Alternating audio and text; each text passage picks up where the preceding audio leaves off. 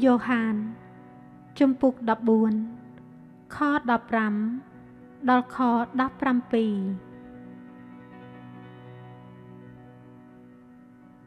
បានអ្នករាល់គ្នាស្រឡាញ់ខ្ញុំចូលកាន់តាមបញ្ញត្តិរបស់ខ្ញុំចុះនោះខ្ញុំនឹងទូលសូមដល់ព្រះវរបិតាហើយទ្រង់នឹងប្រទានព្រះដ៏ជាជំនួយមួយអង្គទៀតមកអ្នករាល់គ្នាឲ្យបានគង់នៅជាមួយនៅអកាលរៀងទៅគឺជាព្រះវិញ្ញាណនៃសេចក្តីពិតដែលលោកីទទួលពុំបានព្រោះមិនឃើញហើយមិនស្គាល់ទ្រង់សោះ